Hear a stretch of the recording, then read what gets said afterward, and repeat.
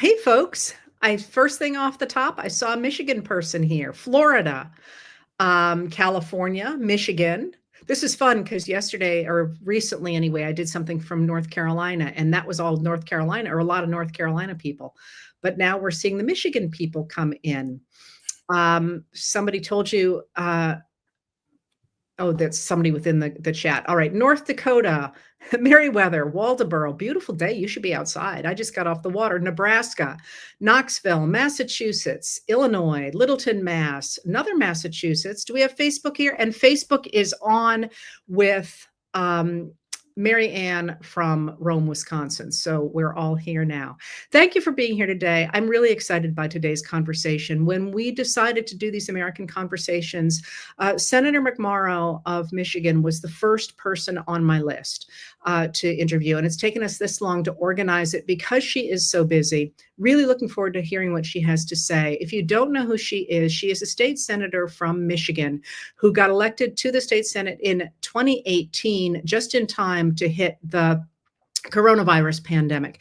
And you probably, if you are not from Michigan, don't spend a lot of time thinking about Michigan's state officers, but she became a national name in 2022 when she reacted to charges that she was grooming children, which is enormously ironic in this moment that we're sitting in right now. But rather than simply curling up and trying to make herself smaller, she stood up and took the national stage. And now she is running for Senate in Michigan. And I've said to you a number of times that we were going to see new faces saying new things in new ways. And she was one of the first people to come to my attention way back there in 2022. So thank you so much for being here, Senator McMorrow, and welcome. I'm so happy to be here and just watching all of the people chiming in from all over the country. Hi, everybody from this little corner of the world here in Michigan. I saw somebody post it's 95 degrees here in Detroit. So yes, it is heating up, and let's heat up this conversation. So I want to get to, by the way, I didn't mention before that she has written this great book, but what I want to start with your story, because you to me represent so many of us who never saw ourselves really as taking on a political role, much less a major political role. And yet you did, first in 2018. And I would love to hear how that happened. And then I'd love to hear what made you decide to give that speech? And then we can move from there. So 2018, why are we running for the state Senate in 2018? Yeah, 2018 goes back to 2016. I woke up the day after the 2016 election, and there was a video that went viral long before any of mine did of middle school students chanting "Build that wall" at another middle schooler. They were slamming on the lunch tables and screaming. And it was a little cell phone video. And that was from Royal Oak Middle School here in Michigan, which was my polling place the day before. And something about the fact that it was kids and kids that learned that this was okay. Not only okay, but that you can operate like this and become the president. Something about that broke me. So I Googled how to run for office. I don't know why. I don't know why that is what came into my body to do, but I did. And I downloaded a PDF from an organization called She Should Run, started reading it. And then one thing led to another. I found Emerge, which is an organization that recruits and trains Democratic women to run for office. I applied. Truly thinking there's no way that they would accept me. I had never worked on a campaign. My background was in industrial design and creative direction. I was a car designer, then I was a Hot Wheels designer. I was the creative director for Gawker Media, and we're coming together on the day Hulk Hogan passed away. So that's a whole other thread we could go down. But I gave it a shot. And I think the funny thing about raising your hand is you tend to be called on. So I joined this organization. I just got a notification from Facebook yesterday that I graduated from my Emerge class 8 years ago yesterday. And a month after my wedding, I decided to put my name on a ballot and challenge my Republican incumbent state senator who had won his previous election by 16 points. So there was no expectation on me. Even local Democratic Party leaders told me, you have no chance. There's no way we can beat him. And we built up this campaign of more than 500 volunteers, retired teachers, grandparents, aunts, uncles. We were in basements and living rooms and picnics, and we just got out there. And there was something so freeing about realizing I'm going to give this all I got. And if it doesn't work out, that's okay. But we were connecting with people. I was meeting people, knocking on their door that I would never have met otherwise. And I found myself falling in love with this state and this community all over again in a way that was such a nice contrast to how terrible all the news was. So I came into the state Senate, got elected in 2018, and found myself in the minority. Republicans had controlled the state Senate here in Michigan since 1984, my entire lifetime. So they blocked everything. They blocked legislation to fund our schools and on gun violence prevention and reproductive rights, even though we knew that the Dobbs decision was coming so much that they just blocked. And then I woke up one morning to this accusation from a colleague in which she accused me by name of wanting to groom and sexualize kindergartners. And I don't know. I was already in a pretty dark place where I felt like maybe I'm not cut out for this job and I'm not going to run for reelection. I felt like I had let everybody down. So I decided if I'm going to go down, I might as well go down swinging. And I wrote this speech in such a dark place, but wanting to reclaim my own identity. So I said very intentionally and multiple times, I am a straight, white, Christian, married, suburban mom who knows that hate only wins when people like me let it happen. And that people who are different are not the reason why your healthcare costs are too high and why our roads are in disrepair and why housing costs are too high. And I put it online thinking that was going to be it and that I would go back to my old job. And then it blew up. And, I suddenly got letters and emails and phone calls from all across the country. I opened a PAC. I leveraged that moment to raise millions of dollars to support other state Senate candidates. And we flipped control of the state Senate for the first time in my lifetime. So here we are today. Well, so that moment was really special. The speech was only about 4.5 minutes, right? Mm-hmm. That's right. And but what it did was, and when you say you put it online, you put the video online. That's right. Yes. Not the written speech. And it felt like, actually, it felt very historic to me. It felt like a declaration, not only of who you were, but who America was and is. And that, if I recall correctly from reading about it, the person who made those heinous accusations against you wouldn't look at you and wouldn't. That's right. And so this was, it was almost as if it were a game to talk about another human being that way. And then when called on it, they wouldn't stand up for what they had said. It was an enormously powerful moment. So I have a question for you about it. One of the things that I'm fascinated by in this moment we find ourselves is the power of language and the way that we as people, and not necessarily just Democrats, but independents and Republicans who don't like the way the country is going, how we should use language to remind people of who we are and who this country is. I think about this all the time. This is about bringing more people onto our side. That's how I think about policy. That's how I think about politics. That's how I think about everything as a roadmap to how we get out of this moment. So I was watching in this moment, Christianity was being weaponized by people in Moms for Liberty groups. They were pushing for book bans. They were targeting DEI and, diverse curricula. And that was so antithetical to how I was raised. I was raised in the Catholic Church. My mom taught CCD.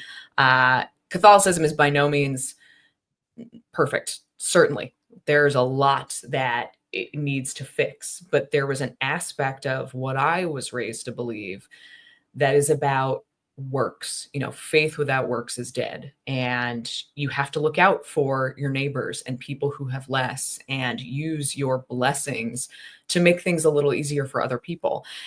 And I wanted to take that back because somehow we had given up the position of moral clarity to people who were using it to hurt people.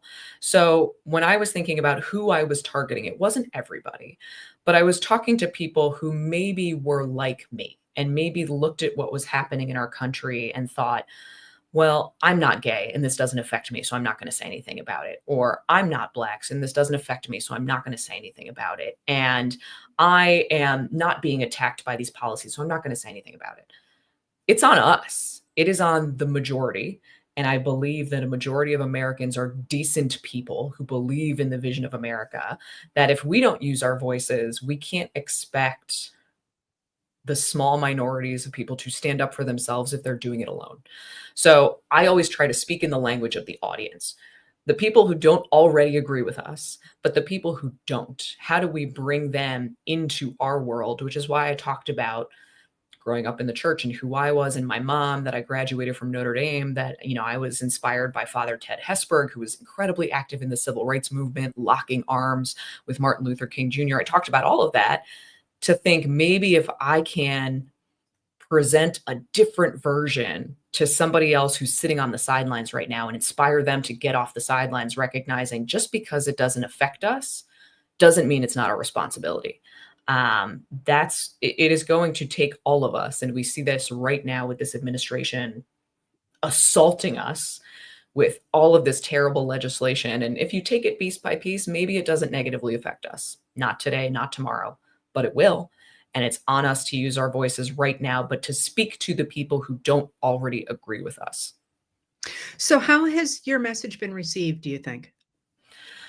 So well. I mean, I put the video of that speech online, and by the end of the day, tens of millions of people had seen it. And I was on CNN and MSNBC, and Fox News called me liberal Karen with a headband, which my mom saw live for some reason. And but then I started getting letters in my PO box, and I would have to clean out the PO box every single day.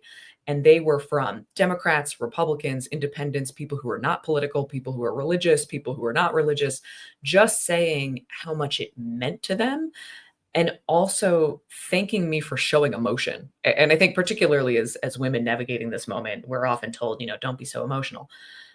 People are angry and afraid and scared right now. And there was something about the fact that I showed that in a very visceral way that people responded to. So I try now to keep that feeling with me, to try to always operate in the sense of, not being afraid. I'm not perfect. There are some days that I'm second guessing myself. But just like when I ran for office for the first time, there was that attitude of, I'm going to do this with all I've got. And if it doesn't work out, that's okay. And when I gave this speech, I thought it was the last speech I would ever give. And I was like, okay, I have nothing to lose. I'm going to give it all I got, and then I'm going to go away.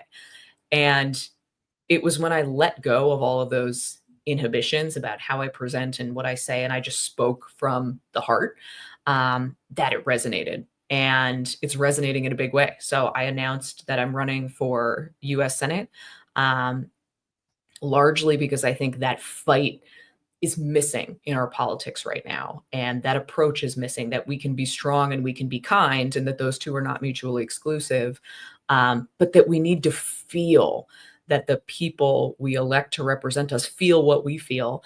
And it's working. Not that this is all about fundraising, but it's a good indicator of a race. I outraised every other candidate in the field with zero corporate PAC dollars, from 28,000 people donating to our campaign, which is massive. So if you are one of those people who did and you donated $5 or $10, just thank you, because I really believe we are building up something very special here that can show we can do this very differently, and we can take our country back for kindness and decency and caring, while also being strong and fighting in a way that resonates. Do you see other people in your, I hate to say it, but age group reacting, taking on this new approach to politics? I see a generational divide in our use of language, not exclusively. Certainly, there are plenty of older people talking this way as well. But it feels like there is a new moment coalescing around small d democratic values in which you are swimming. Do you think other people are doing the same thing? I think it is. And I do think there's a generational advantage to, I grew up, I think I'm part of the last generation that remembers a time before the internet. So I had a computer in a computer room in my house, and we had to physically go to the internet. And now it's this thing that is constantly attached to us on our phones and our watches, and we can't get away from. But my career started, ironically enough, with a Facebook competition. Mazda, the car company, had a Facebook car design competition that I won in 2007. So I've built my career in the internet era where there is no separation between who you are at work and who you are as a person. And I do think it can be more natural to millennials or Gen Z who came up kind of in the online era of authenticity. You present as who you are because there's no difference. And this feels like a moment where people are electing people because they like them and they trust them. And it's not just about policy proposals. I mean, if you try to make sense of why people voted for Donald Trump based on his policies, it doesn't always make sense. But people liked him and they liked how he talks and they like that it's not so politically correct and it doesn't feel packaged. And I think accepting that and understanding we don't have to do what he does. We don't have to lie. We don't have to tear down the Constitution. We don't have to, reject the rule of law and burn everything down. But we can recognize that there's something to be said in how we communicate, and do we do it in a way where it feels real? I mean, the irony of saying that coming from somebody who was a reality TV star to office, but there's something to be said for that it's not so polished and packaged, but that you're the same person online and on social media as you are in real life, and people aren't going to second guess that. Well, there is a difference between the image of reality, which is a reality TV show, which are extraordinarily highly scripted, and ordinary people just speaking up. That's right. Which again reminds me of people like Abraham Lincoln in the 1850s, having the authenticity to reach beyond politics in backing the principle. Interesting. It's an interesting thought. Because I wonder too if we were forced into more authenticity by the COVID pandemic, because suddenly you couldn't be in a studio any longer and people saw that you had a cat and all that sort of thing. The difference. It took everybody into everybody's homes, and it wasn't just I'm going to work in a suit and you see this perfectly polished version of me at work. You saw all of my mess at home. I mean, all of this is actually the cleaner side of my home office. But the difference between that scholar whose daughter strutted into the room when he was on the BBC, and truly, and the way people reacted a few years later was really dramatically different. Because in during the pandemic, he'd have picked her up and introduced her and the whole thing. So if this is the case and we're headed perhaps toward a new kind of politics, it seems to me that this new politics is inclusive of a whole bunch of people who might not have thought that they were interested in politics and discover now they are. And one of the reasons that I really wanted to have you come talk to the people I hang out with in this community is because of your book, Hate Won't Win. Because I read the book oh, look at that. There it is. And your quote's right there on the cover. Oh, is it? Oh, good. Well, so for all of you listening, I read this book on a plane, and I was really, I think, bowled over by it, simply because so many people say you should get involved. And it's something like telling somebody they should start to fly. How do you get involved? Why do you get involved? How do you do this? And this book actually walks you through why to get involved, but also how to get involved. So can you tell us a little bit about that? Yeah. So, I had to go through this whole crash course of a journey in deciding to run for office and then becoming a state senator, and learned all of the ways that I've seen advocacy work. And I think more importantly, all of the ways that I've seen it not work. And I got the opportunity to travel the country in 2022. After this speech went viral, I was in 12 states and I was raising money for the goal of flipping the state Senate. But I also got invited to speak to so many different groups. I spoke to a group of grandparents against gun violence. I got invited to speak to the NHL. I got invited to speak to a group of faith leaders who were all kind of just navigating this question of, I want to be involved. I want to make our community, whatever that is, better, but I have no idea where to start. And we get mission paralysis. We look around at all of the issues that are facing our country and our society. And I think it comes from a good place where we want to do everything and we shut down because it's so overwhelming. So the book is a step-by-step guide, and I start off by challenging, and there's exercises in it. There's a whole workbook section in the back. So if you want homework, this is a good book for you. But number one, you have to find your motivation and be really intentional about what that is, because this is going to be a lifetime worth of work. It's not just going to be, oh, I'm going to send a few emails and my legislator is going to hear me and we're going to fix everything. That's not it. I'm also very critical when I hear people say things like, this is the most important election of our lifetimes. Like, how many times have we heard that? Implying that if you just vote hard enough or the right way, then everything's going to be fixed. And I don't blame anybody for being really disaffected by our politics and our government when politicians of both parties make those promises without acknowledging that we all have a role to play.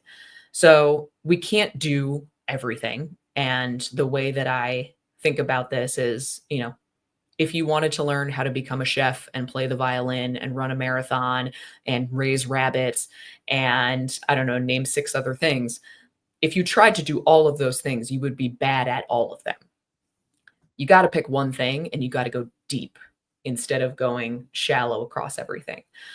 In the book, I interviewed Shannon Watts, the founder of Moms Demand Action, and Brandon Wolf, who is a survivor of the Pulse nightclub shooting, who I've gotten to know, really kind of about both of their paths to advocacy that were very different. Brandon was personally impacted by something so violent and so terrible, watching the people he loves most in the world be gunned down by somebody filled with hate and access to firearms, that advocacy was the way that he wanted to keep Juan's story, his best friend, alive, that he wanted to keep his memory. And he found himself testifying in front of Congress, in front of the late John Lewis, who had invited him to speak. And now he's the head of he's the national spokesperson, the press secretary for the Human Rights Campaign. So kind of an accidental path in there.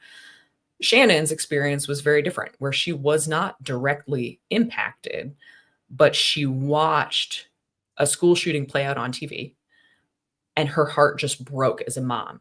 She told me the story. She was folding laundry and she just stopped dead in her tracks, watching the TV and the news reports that babies, elementary school students, were shot down, and she wanted to do something about it and didn't know what to do.